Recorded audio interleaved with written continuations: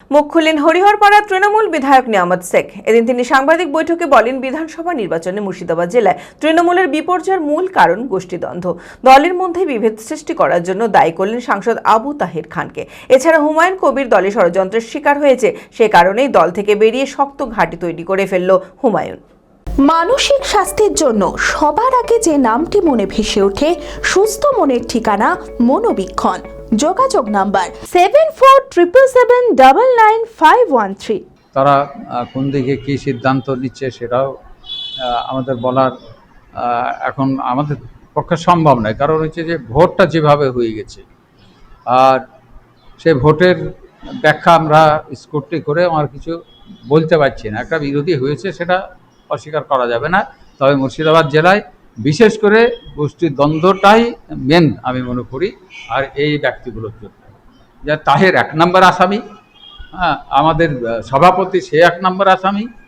এরা যত আমাদের মধ্যে বিভেদ সৃষ্টি করা, যত ষড়যন্ত্র করা, সব এরা করেছে। হুমায়ুনকে নষ্ট করার কারণই হচ্ছে এটা। ও তো দুটো খালিদ চেয়েছিল, দুটো সভাপতি, আমি একটা চেয়েছিলাম, ঝুলিয়ে রেখে দিল 2 বছর পর্যন্ত, করেই দিল না। তার জন্য আমাদের প্রচুর ক্ষতি হয়েছে। তারা একটা শক্ত ঘাঁটি তৈরি করে ফেললো। তারপর শেষবেলা আমারটা দিল, ওর দুটো দিল না। তো আমারটা দিল, তাতেই তো সেই যাদের বিরুদ্ধে তারা তো নির্বাচনে তো প্রচণ্ডভাবে বিরোধিতা করেছে। আমাকে একটা ভোট দেয়নি, একটা ভোট করায়নি ওরা, আমার বিরোধিতা করেছে।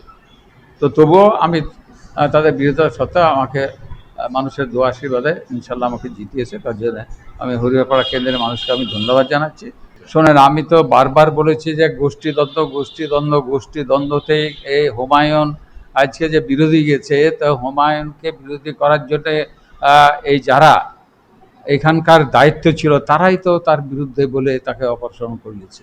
তার তো কোনো দোষ ছিল না, তাকে কিন্তু দোষী এখানকার যারা নেতা আছে তারাই করেছে। তারা আবার হেরেও গেছে। এবার গোষ্ঠীদ্বন্দ্ব করবে, গোষ্ঠীদ্বন্দ্ব করাতে এই ফলটা কি হলো? পরের ক্ষতি করতে গেলে নিজের ক্ষতি হয়, এটা বলা যায়। এটা যে পরের গর্ত করলে পরে নিজে সেই গর্তে ডুবতে হয়, এটা কিন্তু মানে আমরা আগে থেকেই বলে আসছি, কিন্তু সেটা এরা কোনোভাবেই এটাকে ভাবলই না। যে চরম ক্ষতির ইয়েতে আছি। তো এখানে আমরা আগামীতেও থাকবো। কে কি বললো না বললো আমাদের কথা কোনো গুরুত্ব দেয়নি। এখানেই বিষয়টা ক্ষতির জায়গায় গিয়েছে।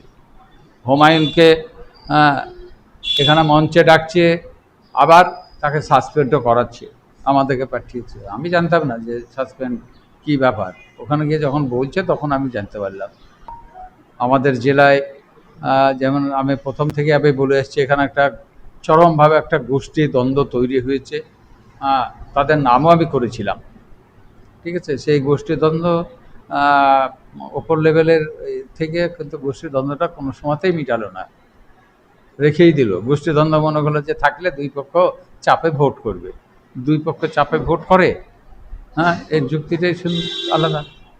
যারা গোষ্ঠীদ্বন্দ্ব করছে, যেন আমার বিরুদ্ধে যারা গোষ্ঠীদ্বন্দ্ব করেছে, যারা বিরোধিতা করেছে, যেমন তাহের ডাইরেক্ট ও গোষ্ঠী তৈরি করেছে। জেলার মধ্যে আমাদের সভাপতি তাহের, আরও কয়েকজন মিলে এরা সবাই কিন্তু এরা জেলায় একটা গোষ্ঠী তৈরি করেছিল।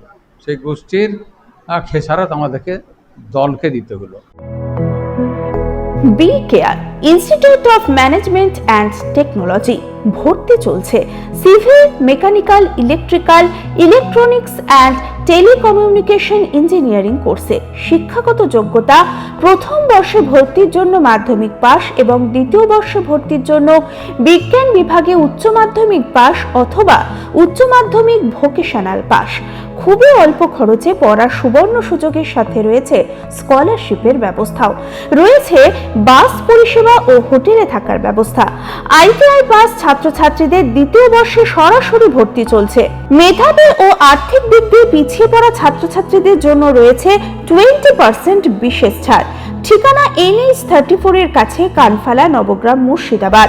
যোগাযোগ নাম্বার 08967158821।